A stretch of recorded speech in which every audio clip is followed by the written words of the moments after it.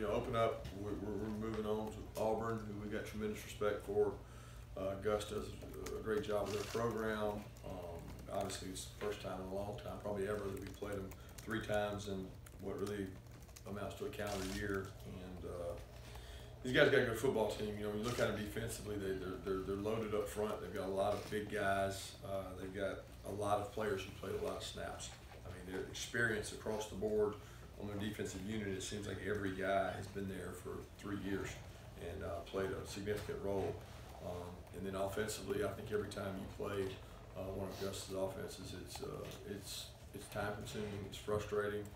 He does a lot of misdirections. They come right at you and hit you in the mouth like they did last year. They've got really good skill players to take shots with, and they do a great job on special teams. Always have. So it'll be a tremendous challenge for our guys as they move on from the Kentucky game into this game. And I know our players and our coaches have a lot of respect for the way Auburn plays the game. So I'll open it up with a couple of the injury stuff. Miko, I think will be fine. He had an ankle, probably could come back in the game. He should be fine today to practice. Lamont had a hyperextension. He's going to be limited today, but we think he'll be fine. We'll see how he progresses the next couple of days. Ben continues to progress. Thought he could have played if he had to in the last game. So we hope he continues to get better. I think that's all of them. If not, I'm sure you guys will ask. Kirby, I guess due to the uniqueness that you touched on, I mean, normally y'all would be trying to avenge a loss to Auburn, but you did that a month later last year. Is there still motivation from last November's game, or how do you kind of move that, or do you even need motivation in a series that's been this close after 120-something meetings? Yeah, it's a rivalry game. I mean, it's, so many of our kids recruited by them, and so many of vice versa. It's always a rivalry game, and I think that a big part of that is being at your best when your best is needed, and that's the challenge for our guys. We're playing at home at night in our stadium, which I think is really important to our fans, important to our players, to protect our home turf, and we want to put our best effort forward, and certainly don't have to with the challenge they present, because they've got a lot of good football players. Coach, I've seen you mad before. I don't think I've seen you any madder than you were Saturday night when you guys were failed to get in on 1st and goal again. I know that's something you guys are trying to address, and you'll really need to address against this team. Is what's your conclusions to this point that you're seeing there? That the physical toughness is not there, or is it play calling? What do you I really don't think it's that. I think we worked really hard on it last week, and that's probably the most frustrating thing, is that we didn't overcome the obstacles we had previously, and it has nothing to really do with play calling. And it's not the maddest I've ever been. I was more disappointed in some of the organizational things, not necessarily what we did. It's the way we went about it, and we'll continue to work on it and get better at it. Kirby, I don't know what was the extent of the celebration for winning the East, and how much will you get into the team about not looking at that other team in Alabama? Yeah, that's not a case for us. I mean, obviously the locker room, guys are fired up, guys are excited. I mean, I think anytime you play another top 10 team and you have a big win, it's something to get excited about. These guys work really hard for a long time, so to be able to enjoy that moment, that big game for the trip home, and then Sunday we move on, and it's on to Auburn, who's got a really good football team. And they get your attention the minute you turn the tape on, because they've got an experienced quarterback who's got an elite arm. They've got a lot of really good wideouts. They're talented, fast, extremely fast, and they've got a defense that's been there forever. So, I mean, there's not anybody on our team that's going to be worried about anything but Auburn, because that's the next task at hand. I mean, that's what we have to be focused on. Our goal is to play the next team, whoever the next team is, and we don't try to have too real big highs and no real lows. We want to stay right neutral in the middle. Along those same lines, does the experience last year with Clinton the East about the same time, with the known there are other important games right ahead on the schedule to help with these teams, the guys that have been through that?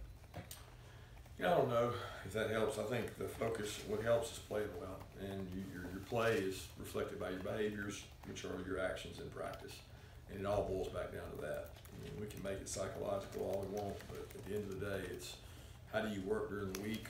What are your behaviors in practice? And your behaviors lead to playing better, and that's what we're trying to do right now is play better. Kirby, since the bye week, it seems like you guys have gotten back to a little more of what you did well last year, in terms of running the ball. What was maybe said? What did you guys do on that bye week to kind of refocus and play well these last 2 games?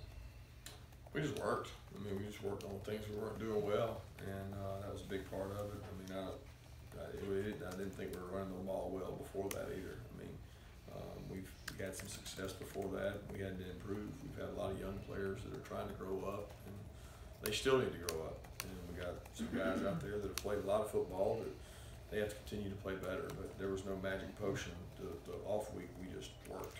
We tried to work on points of emphasis for each unit. Coach, I know that things can change based on the flow of the game, but after Saturday, you were talking about Justin Fields and the plays that he made in the running game. I mean, do you feel like there's a little bit more of a familiarity and more of like a sense of, with Jake being the main guy, but being able to bring Justin in for that running ability? Do you feel like there's more of a rhythm between the two now, or no? I think that Justin doesn't have to come in just to run the ball. Justin's a talented quarterback. He's growing as a player. He's getting better. The more roles we give him to benefit our team, I think it helps us. He's also, 230 pounds too, so he presents a lot of issues for a defensive unit. And I know that from having to coach against guys like Justin, but he's a talented player that doesn't just have to come in the game and run the ball. And I think he and Jake work well together and continue to do that, and we'll use both of them where we see it beneficial. I know that the line situation has to be frustrating with the guys going down, but Isaiah's kind of been a steady guy there on the right side. In his first year, how have y'all evaluated the job that he's done so far? He's growing. He's getting better. I thought last year he got frustrated early and just kept working. Spent some time on the scout team, got better. He still is a work in progress, just like our team is. I mean, there's things that he didn't do right Saturday. He plays physical. He's a big man. He's worked hard to get better. He's held up against some tough guys in pass pro. I think he takes pride in that. But he'd be the first to tell you that he didn't do some things right Saturday in the run game that he's got to improve on. And he's going to play against some really good front guys this week. And when you don't step with the right foot, you don't take the right angle, you don't approach things the right way, these guys can expose you. So he'll keep working, and hopefully he'll keep getting better. Kind of sticking with the running game, I was wondering, I remember you spoke after the Middle Tennessee State game about Elijah Holyfield, but just since then, kind of what's allowed him to mature as a runner throughout the season? Probably carries. I mean, to be honest with you, he's always been mature. He's a very mature kid that he worked his tail off when nobody knew him because of the feature backs we had. We all knew what a horse he was. He came down to the scout team and got to see him do it against a really good defense last year. So opportunity is probably what's presented itself to him. Kirby, with Holloman and just the amount of times he's been targeted the last couple of games, and he had that really nice block on Edwards that sprung Swift on the touchdown, is he, I don't know, maybe exceeding what you thought he could be? Because obviously he's got a really prominent role here down the stretch. He works. I've said it before. He works really hard. He blocks really physical. Everything's important to him, all the details. He's on a punt return unit that's one of the better ones in the country. He takes pride in that. He's a backup on kickoff coverage, backup on punt team. He just works. So the guys that work and play physical and catch the ball when they get the opportunity, he's taking advantage of some opportunities he's been presented in the Florida game. He took advantage of the opportunities he got last week. But he's not the only one in that room. I mean, there's a group of young men in that room that do a great job for our run game, for our special teams. And then when we get an opportunity to throw it, they're able to take advantage of it. Coach, if you could update Cade Mays and also comment on the young players that contributed at Kentucky. Yeah, Cade had a little bit of a stinger. He's probably going to be limited today, and we don't know how much further it'll go, but we expect to get him back. And I know he's a tough kid; he'll push through it. But medically, Ron and them are going to keep him out of some contact today. But again, he's tough, competitive, a lot like our rest of our freshman class. He's working really hard, and those guys, as a unit, are getting better. It's not just the freshmen. I say freshmen, I'm talking about redshirt freshmen, but all those guys. So don't think of it as last year's signing class. Look at it as 2-year span of guys that haven't had significant roles. I think those guys are growing up, getting better. I said it after the game last week. Some guys got in the game that hadn't been getting in the game because we got to use them. They've got some attributes that we need, and I'm pleased with those guys' growth. I just hope that maturity allows them to handle whether it's a little success in the case of Channing or Adam or Brenton, or a little frustration in the case of somebody that's not playing as much as they want to. They just got to keep getting better. Coach, it's hard not to notice what Todd Gurley and Nick and Sony are doing in the NFL right now. You've got Swift and Holyfield on your team right now. You've also recruited against Georgia in that regard. Can you just talk about what having that kind of legacy and what kind of value that is when you're going out recruiting running backs, and obviously you guys are committed to running the football? Yeah, I think that's it helps tremendously to have the guys, even the history of the Robert Edwards, Garrison Hurst, Terrell Davis. They're just the back after back after back after back, and now it's probably more prominent than it's ever been because of the stage that Todd's on and what he's been able to do with it. And Nick and Sony's exposure last year through the national championship game. I think that, if you're a premier back in the country and you say, I want to go somewhere that I can learn to play in a pro style, catch the ball in the backfield, I also want to be able to protect so that I can increase my value, and also want to have durability where I'm not going to be beat up when I come out of there. There's nowhere better to go. So these guys recognize that, and that's why Dale's been able to recruit at a high level.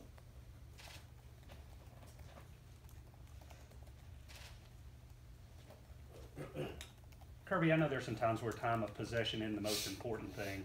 I guess like Spurrier's fun and gun and what Bama's doing this year. But when you're playing Auburn and you're playing that fast tempo, how important, I think you had the ball for like 39 minutes you're 2 years ago over here. How important is it to win that time of possession against Auburn to keep that offense off the field, because they wind up having really quick drives if they're stopped?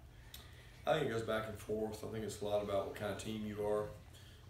If you've got depth defensively and you think you can withstand those drives, the most important thing becomes, can I get off the field on third down? The Auburn teams have been different over the years too. They've had really fast scoring ones. They've had some long methodical teams that go long drives. It's a lot more important what we do than what they do, and we got to go execute regardless of what they do. They've got some up-tempo stuff, and they do a really good job of it. And you got to go out execute them. You got to go out and be able to play fast, and your kids got to get lined up. It's what everybody in college football works on now in the off season to get ready for. I'll follow up on some of the young guys who are having to play right now. Over your career and history as a coach, how does that kind of stack up to the amount of kids that are having to play, that you're having to depend on right now? I don't know statistically. I can't tell you what the most I've ever had play and what the least I've ever had play. We've got a lot of them in R2D, and it's mainly because I think 8 or 9 of them came early, so that helped them get acclimated. That certainly had an effect with Cade and maybe Trey and those guys that came early. They got to get to work earlier. But I can't tell you. I just know these guys are working hard, and you want to bring good players in your program, but it's not just getting them here. It's getting them bought into the principles and values and doing what the seniors want and buying in, and then also learning and dealing with the frustration of being away from home. This group is starting to overcome a lot of that and get better as they get more and more experience. Coach, another one about a specific young player, Tyson Campbell. Seems like he's been getting a lot of those reps earlier than a lot of those guys. What specifically do you feel like he still needs to grow on at the position he's at right now? Well, he's got a lot to work on. Tyson is a benefactor of a little bit of lack of depth. He's a benefactor of playing a position that's not quite as complicated as some of the other freshmen are at, and he's talented. But he's grown up. He'll continue to grow up. When you play opposite DeAndre Baker, you're going to get a lot of attention, and he continues to get a lot of those. And he's got to continue to improve and work on a lot of things, whether it's tackling, eye control, doing his job, knowing the assignment of every play. Because out there sometimes, you know, you get away with maybe a wrong technique because you've got a guy man. You can't get away with that when you're the linebacker that's got to make the call, when you're the quarterback or the running back that's got to protect. You can't do those things, and he can, and he's been able to grow, and he's got to continue to improve though. Two more questions? Coach, I know you've been across the line of scrimmage or coaching box, I guess, from Malzahn plenty of times. What has he done that's been a little bit different with his offenses? What did he bring? And I guess the rest of the SEC probably pretty much knows his offense by now, right? Yeah, when you're saying, I don't understand what you're asking. Like this year specifically, or what are you talking about? Just over the year, what are some of the principles that Auburn's consistently done well? His offenses have looked like they've been a little Physical, being able to run the ball. I mean, people think it's all sideways, and you know, when they've had elite backs, they really run it well. When they've had elite quarterbacks, they really run it well. They've got more wideouts now than I remember them having as far as vertical threats and guys that can run and throw the ball down the field, and a quarterback that can get the ball to them. I've got a lot of respect for the job he does, and they've always created a lot of problems because of the tempo and because of the window dressing, and they do all that, but they still run the ball at you.